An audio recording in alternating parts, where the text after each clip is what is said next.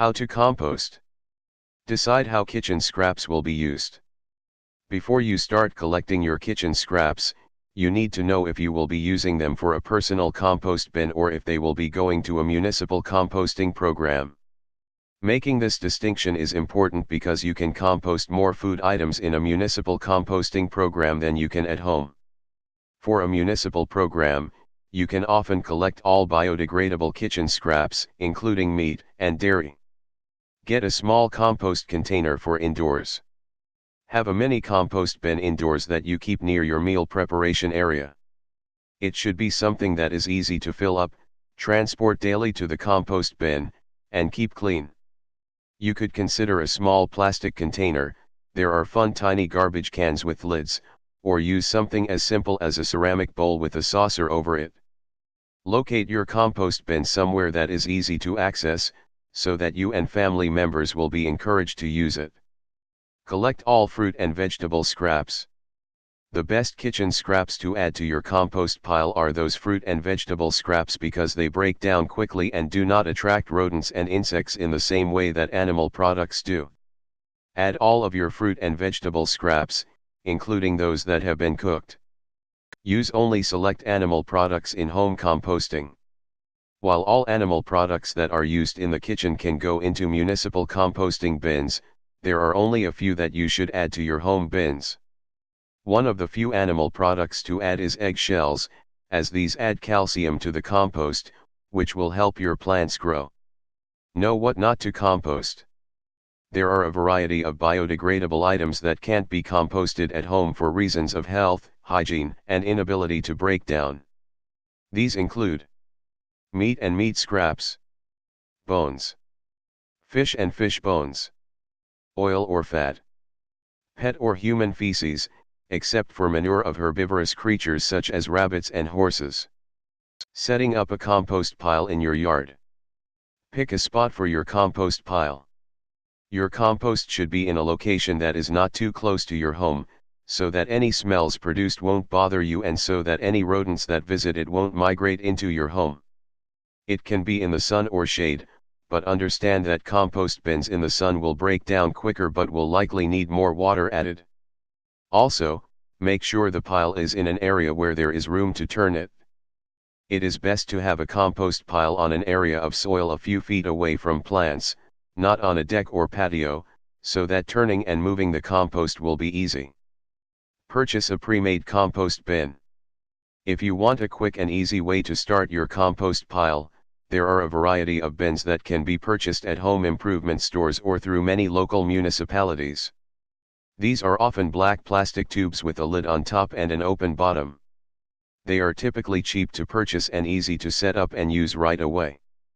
The solid-sided black plastic compost bins also provide a bit of protection from rodents or other animals getting into your compost pile, while open-topped or sided bins do not. Construct a bin for your compost.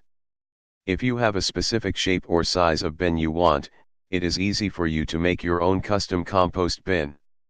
Most home compost bins have a frame made of wood and sides that can either be wood or wire mesh. Depending on your needs, aim for the bin to be at least 1 cubic yard or 1 cubic meter, as this will give you a decent amount of compost while not taking up too much space in your yard. A 1 cubic yard compost bin will be about 3 feet, 0.91 m, tall and the sides will be 4 feet, 1.2 m, wide. Consider making a pile right on the ground. While compost containers keep compost contained and can help keep rodents and other animals at bay, it is also okay to make a composting pile right on the ground. All that is required is a designated space where your yard debris and kitchen scraps can be piled up. While having a bin will keep the process neater and will help to discourage animals if you are composting food scraps, having a simple pile will make turning and maintaining the compost quicker and easier. Participate in municipal composting if you can't make your own pile. While having a compost pile at home allows you to make and use compost, you can still avoid wasting your kitchen scraps by putting them in a compost container that is collected and used by your city. Many cities now have these programs, which collect kitchen scraps and add them to industrial composting processes. In addition to not letting your scraps go to waste, Putting kitchen waste into a compost container instead of the garbage helps you save a lot of room in your garbage can. Contact your local municipality to see if they will collect garden waste for composting. How kitchen waste is collected by cities varies.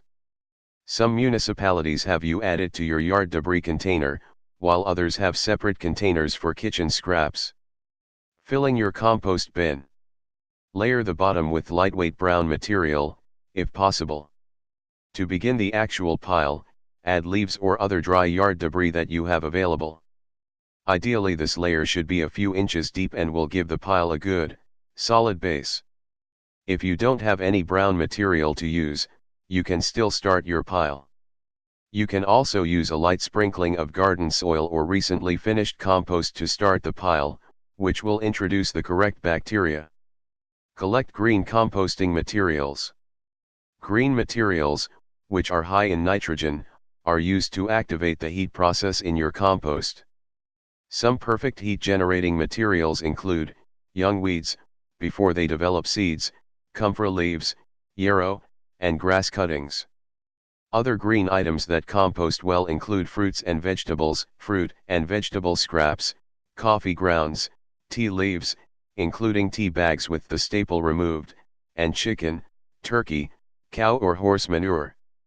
Especially avoid compacting large quantities of green materials together, since they can rapidly become anaerobic. This means that there will not be enough oxygen for the most beneficial microbes to thrive and decompose your compost materials. Use a lot of brown materials. Brown materials, which are high in carbon, serve as the fiber for your compost. Brown materials include fall, autumn, leaves, dead plants and weeds, sawdust, straw, old flowers, including dried floral displays, minus plastic/foam attachments, and hay. Add other items to your bin.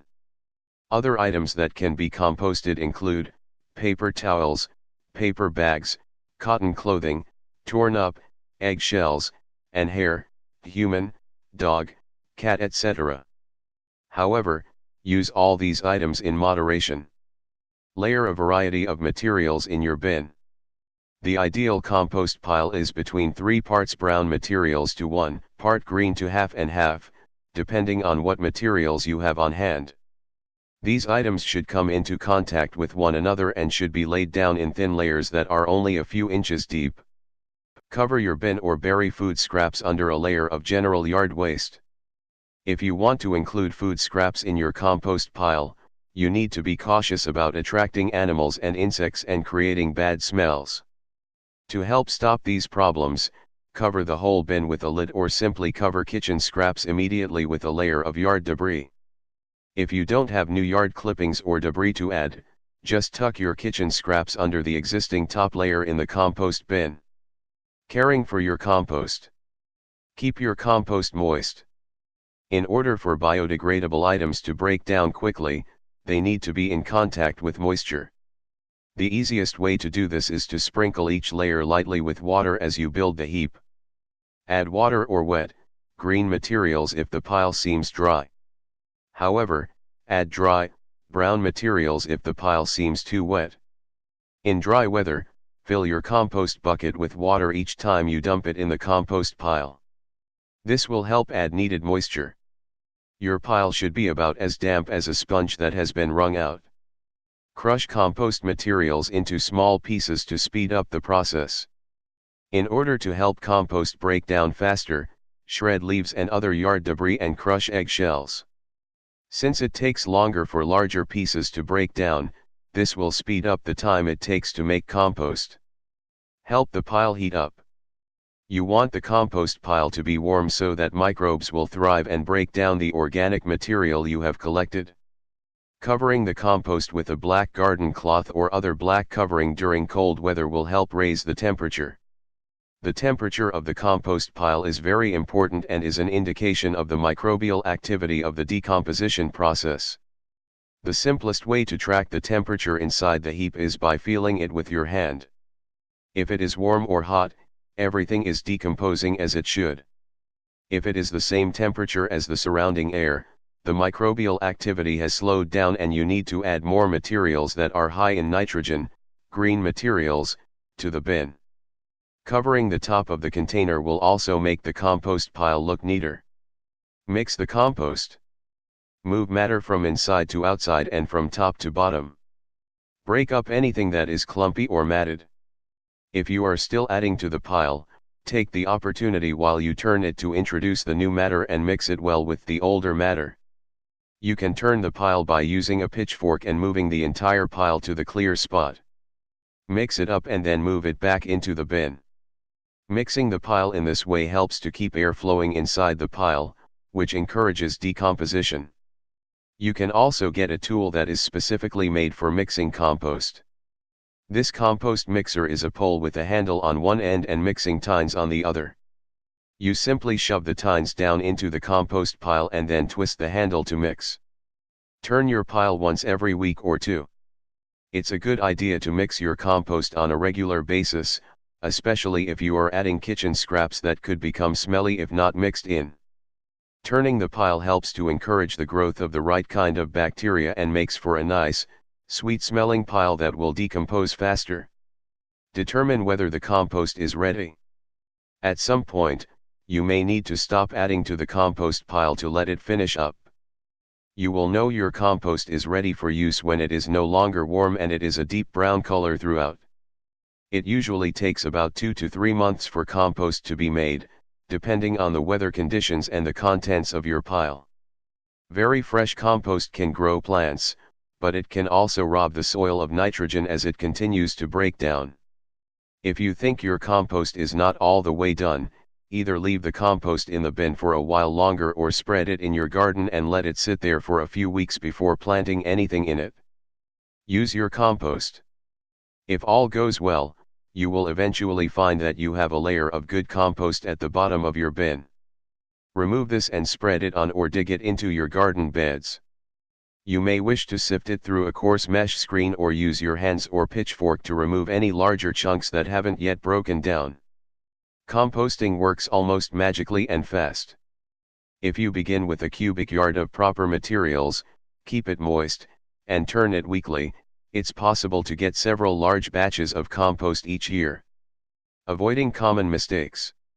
Expect the compost to heat up. Some people that create a compost pile get worried when they are turning their compost and they discover it is hot in the middle. While it's not strictly necessary, a compost pile that's working at its fastest will heat up. If you have created a good mix, you may notice that it's very warm inside, even steaming on a cold morning. This is a good sign. Decide whether to add slow-rotting items. There are some types of yard debris that can go in the compost but they will take a long time to biodegrade, such as tough branches, twigs, and hedge clippings. You may want to compost them separately because they will take longer to break down, especially in a cold climate with a shorter composting season, than other items. Shred heavy materials, if you can, for faster decomposition. Be cautious about adding weeds to your compost pile. You can put weeds in your compost but there is risk that this could spread them around your yard. If you are sure they have not already gone to seed, then they are perfectly safe to compost. However, if they have gone to seed, the safest thing to do is to put them in your yard debris bin instead of your compost bin. Keep animal waste out of your compost bin. While it's technically possible to compost dog feces, this must only be attempted under very special conditions in municipally sanctioned compost bins, usually these are located in local parks. Do not use this compost in or near vegetable and fruit gardens. Check with your local municipality for more information. Encourage your municipality to supply these bins in parks and on dog walking routes. Manure of any animal that eats meat should never be added. While herbivorous animals' manure can be great for composting, the manure of a pig, dog, cat, or other carnivore/omnivore can contaminate your compost and plants with foodborne illnesses. Don't add compostable containers to your home compost bin. There are a variety of to-go food containers that are being used today that are marked as compostable.